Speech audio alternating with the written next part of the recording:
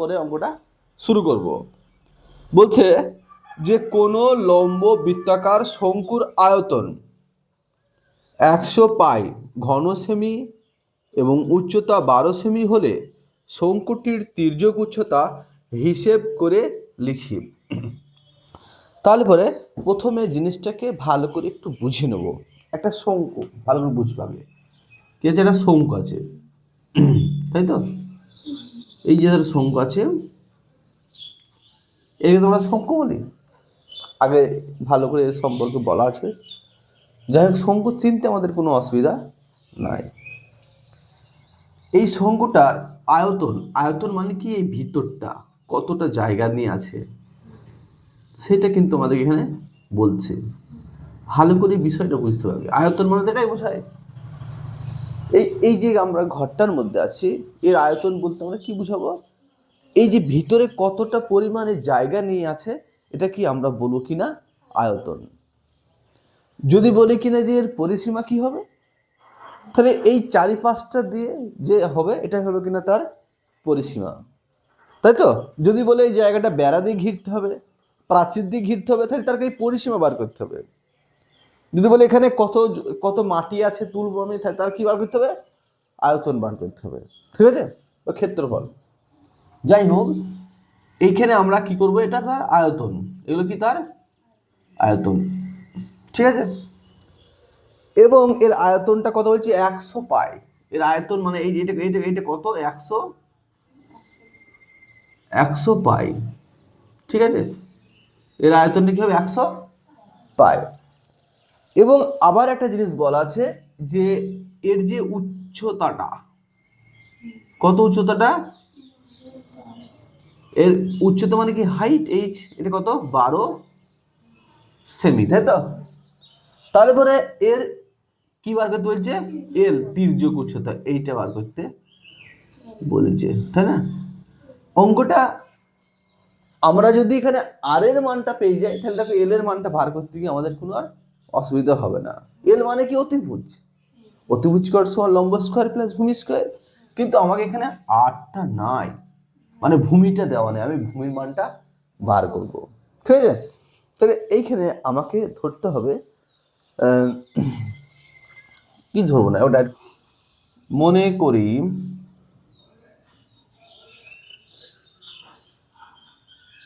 শঙ্কুটির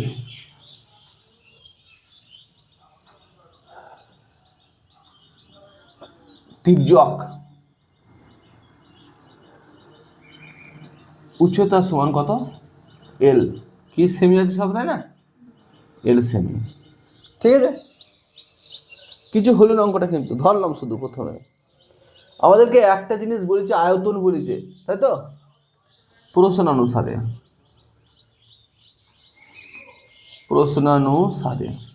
আমাদের আয়তন কত সেমি বলেছে? কত বলেছে? 100 পাই আয়তন ঘন সেমি। আয়তন কি, আয়তন কি হয়ে যায়? ঘন সেমি। তাহলে 100 পাই ঘন সেমি। আয়তনে কি সূত্র আছে? শঙ্কুর আয়তনের সূত্র 1/3 পাই, 1/3 পাই আর স্কোয়ার এইচ। এটা আছে তো? 1/3 পাই আর স্কোয়ার এইচ। এই দেখো, এই পাই কি করব? কেটে দেবো। তাহলে আমি 1/3 লিখবো। আর এর মান আছে, তাহলে আমি আর স্কোয়ারে লিখে দিলাম। এইচ এর মান আছে, দেখো কত আছে, দেখেন কত লিখলাম? 12 সমান সমান কত? 100। এগুলো সবই কিন্তু বা দিতে হবে, ঠিক আছে? এইবার কি আছে দেখো, 3 1 3, 3 4 12। এই দেখো 4 1 4, 4 25 100। তাহলে আমার এদিকে কি পড়ে থাকলো? শুধুমাত্র আর এর স্কোয়ার পড়ে থাকলো, আর কিন্তু কিছু পড়ে থাকলো। এখানে কত থাকলো? 25, বা আর সমান সমান কি হবে? √25। অতএব আর সমান সমান কত হবে? 5। তাহলে আমি এখানে আর এর মানটা পেলাম। তাহলে এল এর মান বার করতে আমাদের অসুবিধা হবে? আর হবে না, সোজা হয়ে যাবে। তারপরে আমরা তখন কি এখানে কি লিখবো, যে একবার ডাই লিখে দেবো। এল স্কোয়ার সমান কি লিখবো? লম্ব স্কোয়ার প্লাস ভূমি স্কোয়ার। লম্ব স্কোয়ার মানে কি? এইচ স্কোয়ার প্লাস ভূমি মানে কি আর স্কোয়ার। তাহলে এখানে এইচ মানে কত 12 এর স্কোয়ার প্লাস আর মানে কত 5 এর স্কোয়ার।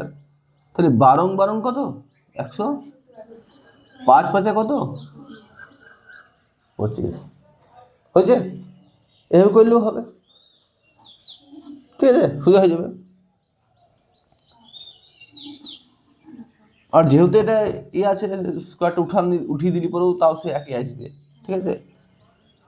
এভাবে করলে পরেও ভালো হবে, আর যদি না মনে করো তাহলে আরও ভালো হবে। দেখো 140 আর 25 কত হবে দেখো, মাইনাস 6 169, ঠিক আছে। তাহলে এখানে কি হলো সবই এল স্কোয়ার দেবো আমরা, অতএব এল সমান সমান কি দেবো √100 কত কত 169 কত কত